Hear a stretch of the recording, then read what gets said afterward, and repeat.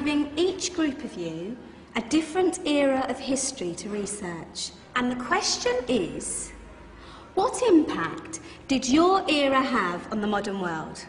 So Sarah, your group has the ancient Greeks. Ravi, you've got the Romans. And Danny's group gets, yes, a bit of a challenge for you. You get the Middle Ages. Some even call it the Dark Ages. Boring. See how you get on. Yes, miss. So, Serene, yes, you get the Renaissance.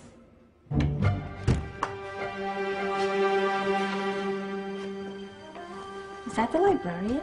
I guess so.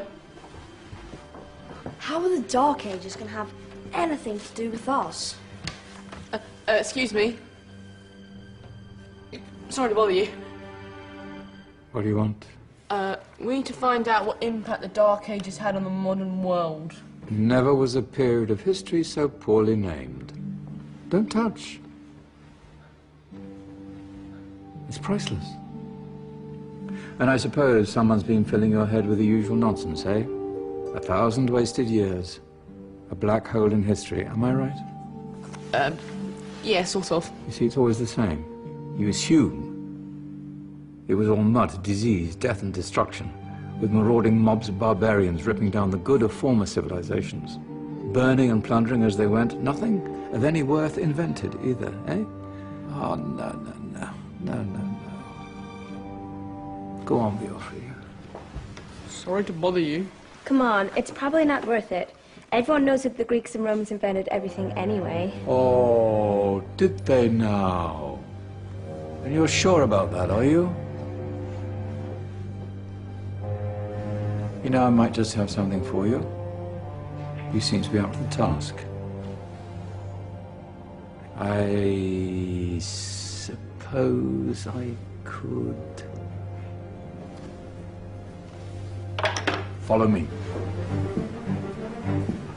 I've got just the book for you.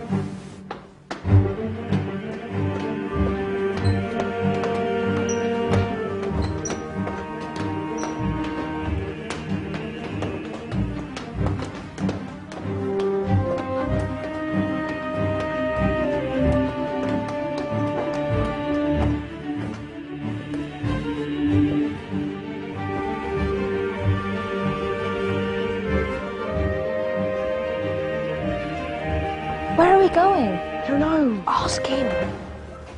Excuse me. Where are we going? From darkness into light, my young friend. From ocean onto land, there are things you should know. Oh, yes, indeed. Yes, indeed.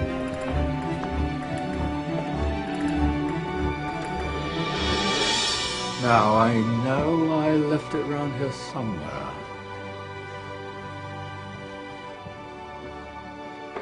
Ah,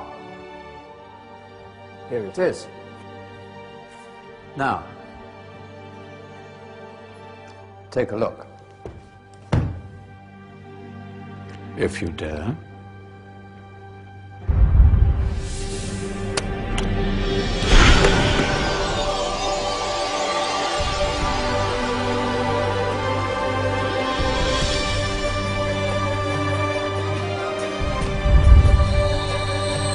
What's going on? Welcome to the Dark Ages, or as it should be known, the Golden Ages. Who are you? I am Al-Jazari, engineer and ingenious inventor. I thought you said this was the Dark Ages. It doesn't look very... dark. That's because it's all a matter of perspective, my soon-to-be illuminated friend. Of course, there are parts of the world that weren't dark at all, but in a civilization that stretched from Spain to China, the golden rays of discovery and invention shone over everything. What civilization? The Muslim civilization, my young friend. Through scholars and scientists of various faiths, some of the most important discoveries known to man were made at this time. Discoveries that drew on knowledge of the ancients, but have more connections with your modern world than you could possibly ever imagine. Like what? Well, all sorts of things.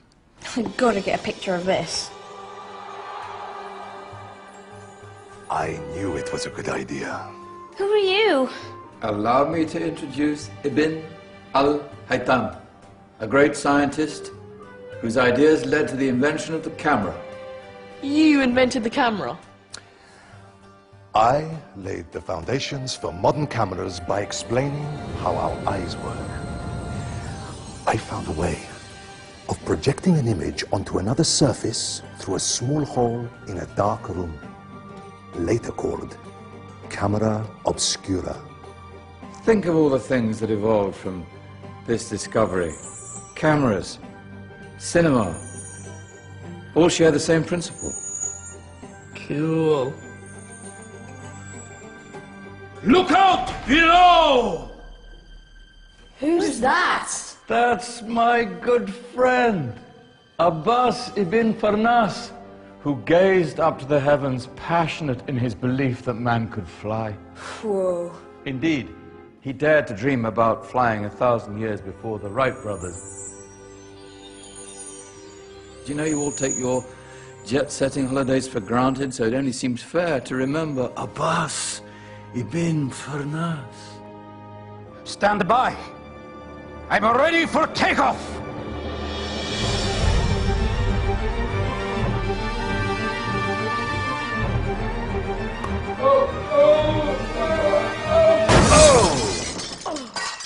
He did forget one thing, though. A tail, useful for landing.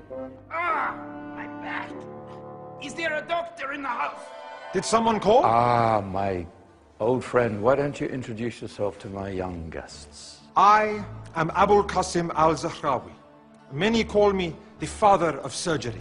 Did you actually do surgery back then? Of course we did. In fact, many of the surgical tools that I invented are still used in your modern hospitals. Excuse me, a patient needs my attention. Scalpel? I think I may need some stitches. In that case, I'll use catgut. Catgut? From the gut of animals. Perfect for stitching up internal wounds. Your surgeons are still using it today. Sorry, mustache.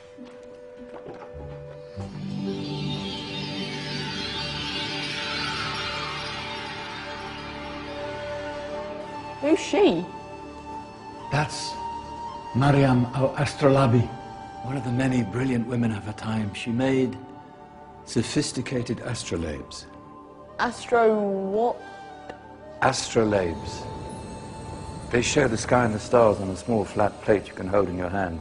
Think of them as ancient calculating or timekeeping devices. Today you have your watch, your compass, satellite navigation, helping people and explorers travel the world. Science at its brilliant best. And all these things were developed during the Golden Ages. And that's just the tip of the iceberg.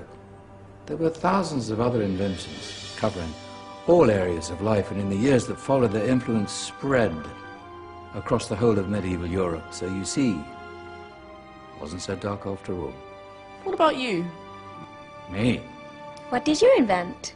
Well, I don't want to be big-headed, but I made some groundbreaking advances in engineering. I suppose my most significant discovery converted rotary motion into linear motion using a crank and connecting rod. It's essential in pumps and engines. In fact, I've no idea how the Industrial Revolution could have happened hundreds of years later without such a device. Not that I ever get the credit I deserve. But my crowning glory was my amazing time-telling machine. My legendary elephant clock.